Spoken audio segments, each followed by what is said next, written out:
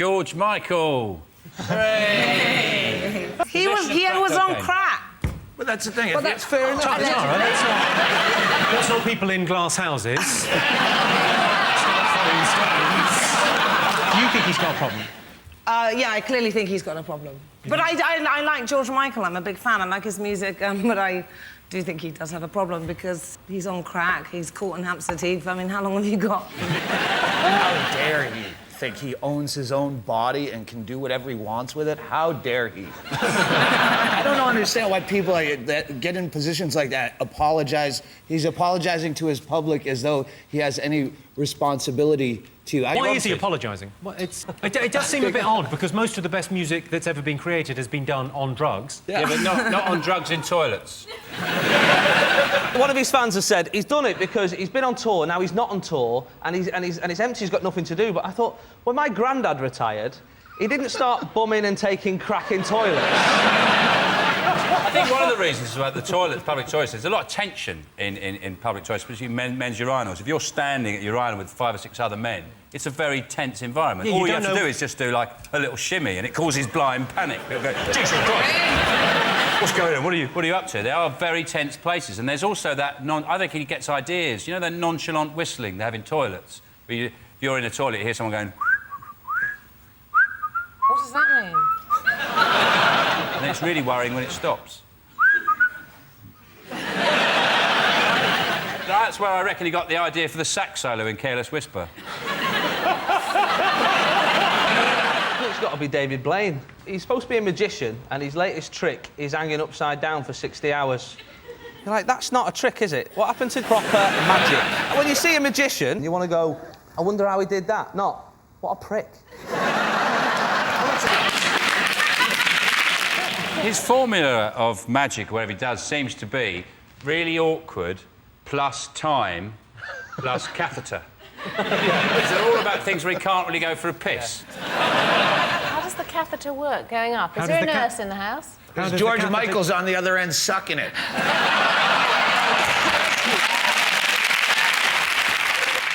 I met him once, actually. Oh, go on, what did you think? Yeah, and I really did believe he was magic in the beginning. And so then he said, can I take your number? And I went, well, that's fine.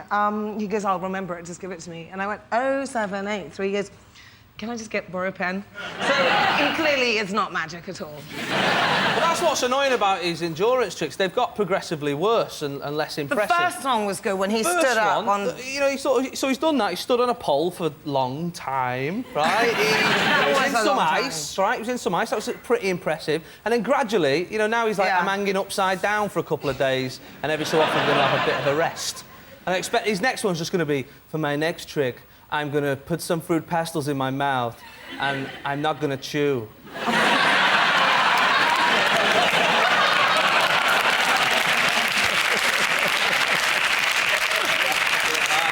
Jason, have you spent the first 2 minutes of the show writing with a biro? 69% of people prefer brains to beauty. True or false? Can't we have a little bit of each? If it's a choice of extremes, would you have somebody really beautiful, though, if they literally didn't have a brain at all, if they were incapable of any human activity? That's the only chance of me getting somebody like that, to be fair. And also one of those things, I've never heard any of my mates go, wow, you should have seen this girl last night. Well clever. What would you go for, brains or beauty? I always go for brains. No. Well, you like tactics, don't you? Very defensive tactics, I might add. Lacks ability to use the wing-backs, that's what you go for. Someone who doesn't really use the wingers and bring the play forward. Doesn't connect the midfield to the attacker. It should never have taken Theo Walcott. That was a disgrace. So you would go for... I go for neither. I like thick, ugly women.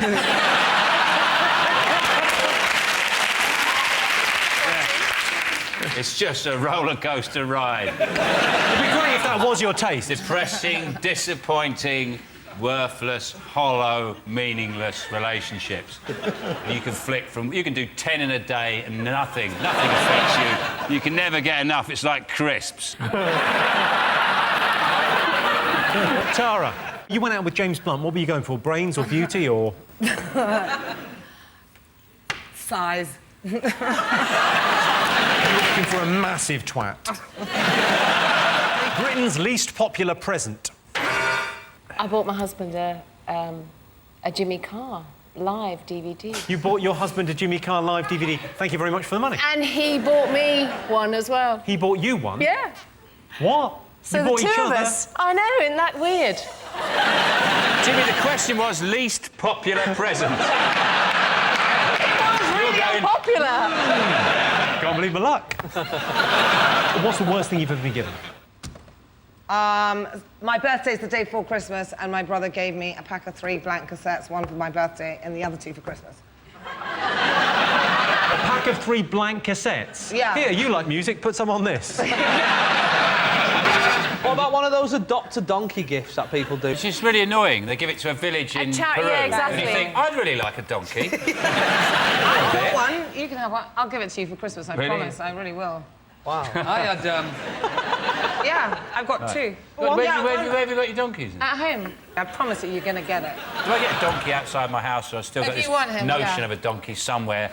They might have shot it years ago. If you sponsor a child or a donkey or anything like that, get them to hold up a paper, today's paper with it. yeah, like a yeah. hostage situation. Yeah, I'm going to give it. He's called Charlie. He's called Charlie. He's literally a drugs mule. Yeah. I'm going to leave show business. I'm going to do I'm going to donkey give rides. it to you. probably not the least popular, but it's the worst thing or the most confusing thing I've had. My mother bought me a torch with the power of 1,000,000 candles. Have you seen those? Because I've got no notion of how bright 1,000,000 candles is. Have you? I don't think in candles, to be honest. 100,000's got to be enough for any domestic situation, hasn't it? 1,000,000 candles for $3.99. That's going to spell the end of the That's going to spell the end of the single candle, isn't it? That's for a start. Tesco's do them in packs of 5 for $1.99. You're saving nearly 400 grand there, aren't you? OK, Britain's least popular present. I'll tell you, it's meant to be kind of a sensual thing. Chlamydia. Is it those bath bombs? I'll give you that, yeah, near enough. That's a great answer. Bubbles. Really? Yeah. Yes, Britain's least popular present is bubble bath. Well, if they're not grateful for their bubble bath, why not throw in a toaster? OK, next question. Top way to annoy people on public transport. I think it's voting for Boris Johnson is the best way to annoy people on public transport. him. I what a love surprise. Boris. To me, he looks like somewhere on his body there's a zip. And if you unzip it, you can just get in him and pretend to be him for a few hours. Is it hanging upside down in electromagnet boots? Is it talking in the quiet carriage? I had a woman, it wasn't in the quiet carriage, it was in the regular carriage, and I got a phone call. And I did that thing if, you take a phone call like you take it on the train. So you take it a little bit quietly and quickly. You kind of go, yeah, no, fine, yeah, OK.